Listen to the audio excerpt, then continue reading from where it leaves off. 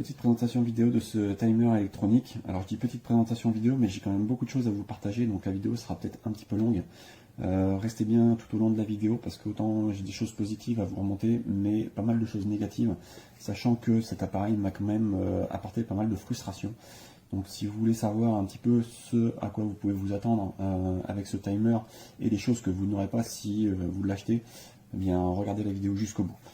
Donc là, pour les pratiquants de CrossFit, je pense que vous êtes parfaitement familiers avec ce genre d'appareil. Donc là, on est vraiment sur un timer qui va nous permettre de créer des chronomètres, des timers pour ces entraînements. Donc c'est un appareil qu'on utilise énormément au CrossFit, étant donné que tous les entraînements sont parfaitement chronométrés, timés, qu'on peut retrouver aussi en cross-training ou dans les arts martiaux. Donc voilà, moi personnellement, j'utilise quotidiennement au travers de mes entraînements de CrossFit et au travers de mes entraînements d'arts martiaux. Donc voilà, c'est un appareil avec lequel je suis assez sensibilisé. Petit tour de l'appareil, donc là, comme vous pouvez le constater, j'ai installé un petit trépied dessus, donc c'était juste pour vous faire voir finalement qu'il y a un pas de vis intégré, un pas de vis standard qui va nous permettre justement de fixer un trépied, donc qui n'est pas fourni avec, bien évidemment. Donc ça, c'est plutôt sympa. À l'arrière, on va avoir ici un petit pied anti-basculement au cas où vous souhaiteriez le poser à même le sol, donc c'est bien vu également. On va ensuite avoir 3 encoches ici pour une fixation murale. La cage à la trappe, d'ailleurs, on voit de fourni avec 2 chevilles et 2 vis. Alors pourquoi 2 chevilles et 2 vis alors qu'on a 3 encoches? Là, je vous laisse répondre à cette question. Moi, j'ai pas la réponse, si ce n'est un oubli de leur part. Ensuite, à l'intérieur, ici, on va retrouver un petit connecteur d'alimentation. Donc, il y a une alimentation qui est fournie avec, là, avec un connecteur type un peu coaxial. Je ne sais pas si c'est vraiment ça le type de connecteur, mais bon, bref, vous voyez là en vidéo. Donc, l'alimentation est fournie avec. À savoir que c'est pas le seul moyen d'alimenter. On a ici un connecteur USB-C qui va nous permettre d'utiliser notamment un chargeur, un bloc d'alimentation de téléphone mobile, par exemple. Donc ça, c'est plutôt cool, sachant que ça ne demande que 5 watts, je crois, donc ça sera compatible avec quasiment, je dirais, tous les blocs chargeurs. À noter également que moi, là, pour le coup, je l'utilise avec une batterie portable. Donc ça, c'est vraiment bien parce que ça rend vraiment l'appareil nomade. Et donc là, on peut vraiment emmener l'appareil chez des amis, à la plage, en forêt, pour ses entraînements en extérieur, et sans avoir besoin d'une source électrique autre que sa batterie portable. Donc ça, c'est vraiment cool. Et en sachant que l'appareil est quand même plutôt compact et assez léger, il se glisse facilement dans un sac à dos, donc ça c'est plutôt bien. Par contre, petit problème, il n'y a pas de sacoche de fourni avec, ça c'est dommage, j'aurais bien vu une petite sacoche pour le protéger dans le transport. On retrouve ici un petit bloc de piles, donc de piles AAA, donc ça va être pour sauvegarder notamment ses réglages d'horloge et ses entraînements personnalisés. Ensuite, on repasse sur la face avant. Alors là aussi, on a un petit crochet qui sert potentiellement peut-être à accrocher la télécommande avec ça. Je sais pas trop à quoi ça sert, mais voilà. Maintenant sur l'afficheur, donc l'afficheur est de très très bonne qualité, aucun problème là-dessus, il est très lisible, très détaillé, très clair, très précis, donc ça c'est plutôt bien. Et donc on a une télécommande de fourni avec, comme je vous disais, et notamment sur l'afficheur, on a la possibilité de changer la luminosité. Donc on a 4 niveaux de luminosité, donc ça c'est très bien également. Sur la vidéo, vous aurez peut-être un petit effet orange, mais je vous assure que c'est très rouge. C'est juste un problème de captation avec mon téléphone. Ensuite, donc là sur la télécommande, on retrouve en haut de la télécommande toute une partie de réglage d'horloge. On va retrouver ici un bouton 10 secondes qui va nous permettre, j'ai un petit problème avec la batterie portable qui se coupe.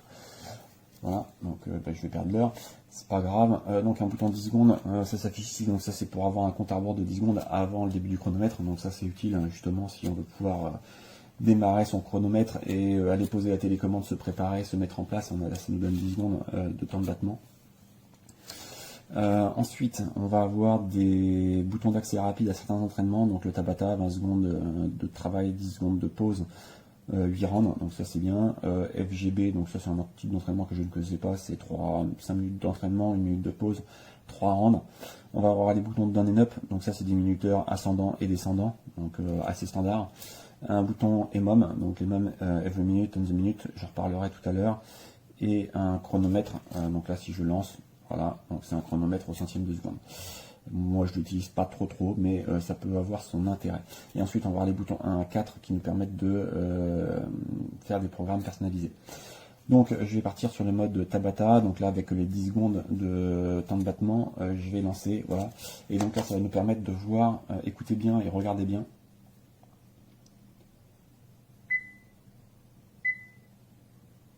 Voilà. Donc là, pour moi, déjà, on a un défaut, c'est-à-dire que c'est pas un problème de captation, on a bien un son qui est décalé par rapport à l'image. Donc là, je ne comprends pas, c'est bizarre. Ça démarre à peu près à 2 secondes et demie, et puis en fait, après, ça se recale jusqu'à 0. Enfin, c'est bizarre, on a une demi-seconde de décalage, et moi, ça me gêne, en fait. Là, déjà, j'ai l'impression, en fait, d'avoir un produit qui n'est pas abouti. Alors vous me direz, c'est pas grand chose, une demi-seconde, c'est pas gênant. Encore sur un Tabata, ça peut être un petit peu gênant malgré tout, on a que 20 secondes de travail, donc la demi-seconde elle est importante. Je plaisante un petit peu, mais bref, moi ça me gêne, c'est pas grave, mais ça me gêne quand même un petit peu. Pour le reste, le Tabata, pas aucun souci sur le programme. Ensuite, je vais partir sur le down. Donc là, on peut régler, si j'appuie sur le bouton 7, je vais pouvoir régler donc 5 minutes par exemple. 7, je start. J'aurais pas dû laisser les 10 secondes de temps de battement, je vais les enlever juste après, sinon la vidéo va durer trop long. Et donc, voilà. Donc là, on a les 5 minutes qui démarrent, un compte à rebours conventionnel, ça marche très bien, il n'y a aucun problème. Et ça me va très bien, ce mode-là est parfaitement fonctionnel. Rien à redire. Par contre, le bouton up, vous voyez, si j'appuie sur 7, il ne se passe rien, je ne peux juste faire que start. Et donc là, pour moi, ça c'est un autre défaut.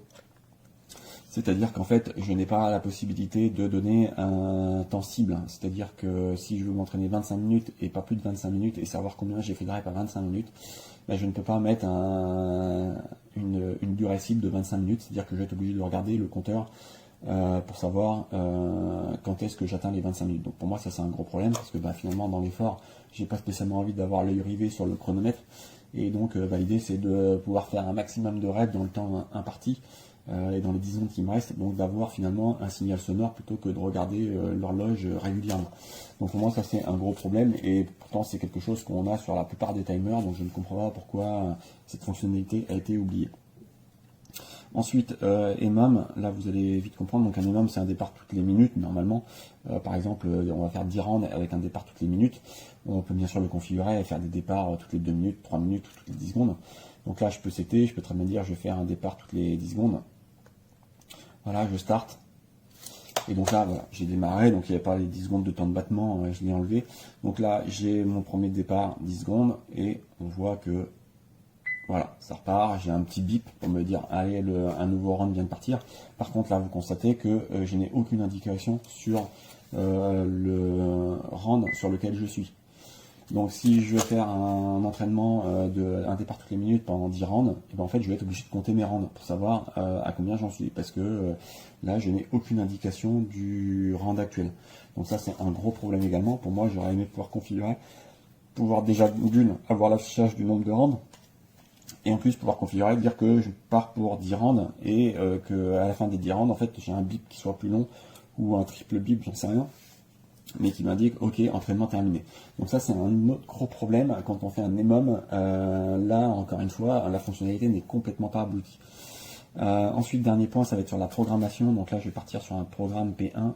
Je fais 7. Là, donc, je renseigne mon temps de travail numéro 1. Donc, je vais mettre 10 secondes pour que vous compreniez également le problème. Voilà. Ensuite, mon temps de repos. Donc, je vais mettre mon temps de repos. Alors, ça, c'est pas pratique. Un temps de repos de 3 secondes. Voilà.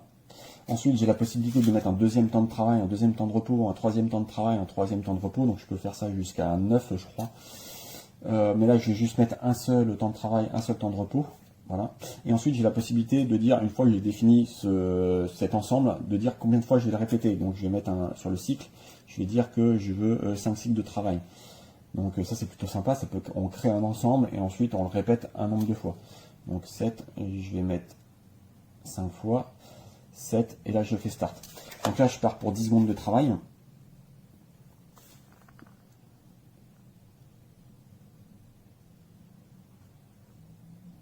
Là, mon temps de repos, 3 secondes.